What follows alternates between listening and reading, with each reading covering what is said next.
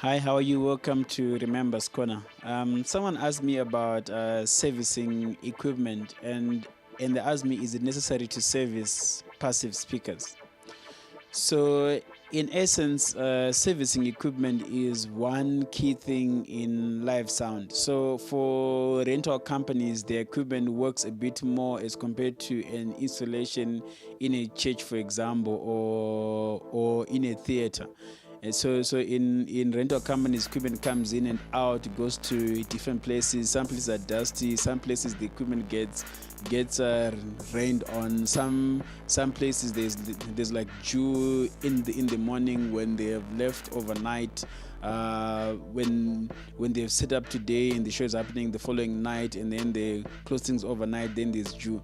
So in terms of servicing equipment, you may see that equipment of rental companies might be of need to be serviced more as compared to equipment installed in a church, for example, where really it is more of like a controlled temperature weather environment. But the key thing is servicing equipment is always key.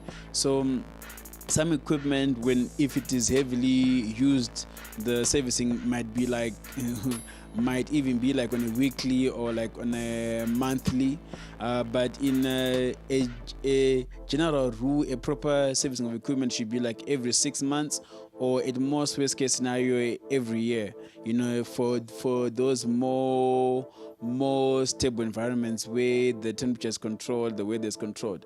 But servicing equipment does not mean you have to fix something that is broken. It doesn't mean that every time you service you must find something that is broken. Servicing equipment just helps you to keep stock of how is your equipment doing, what is broken, how long has it been broken. If you're servicing equipment and you see that it is a faulty plug, but when you do something it works, and every time you service after every 6 months you still have that same problem, then it means you're basically not doing the job of servicing equipment. When you service equipment, you're basically looking at what's wrong, what can we fix, what's loose, what's dirty, let's clean it. Sometimes I can kind of tell how serious a sound engineer is by how his equipment looks.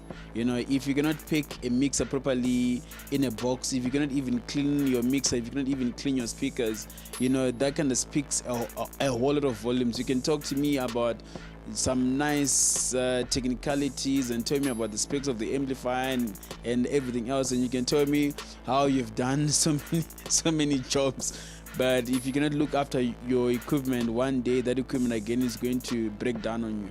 So servicing equipment is very key. So you don't have to service it on your own. You can also get technicians, electricians to actually come through and service your equipment, but servicing is very key. And yes, you can service passive speakers.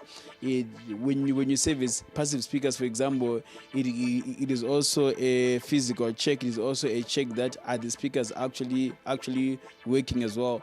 And just to give an example, there's one theater I worked on a project, and in that theater, some of the speakers were not working on the right side of the hang, but these things, they do happen sometimes. And I've also seen it in like different installations when I'm working in them, when I'm doing my critical listening, I hear some components are not working, but because of time, we won't be having enough time to fix things, so I'll just in a way make do with what I have by now, it to some extent making the side that's properly working, tuning it down a bit so that the venue also sounds even in balance. But the key thing when all is said and done, having a servicing schedule is key. And if your equipment works the most and it's always going to different venues and it's also going through different weather conditions, then it means that equipment needs to be serviced more. But basically that's it. The more you service your equipment properly, the more you have also specialists come in and service the equipment properly. It also means that your equipment is going to last longer, and it won't let you down in the most critical times. High chances. But basically that's it. Thank you very much for watching Remember's Corner. Bye for now.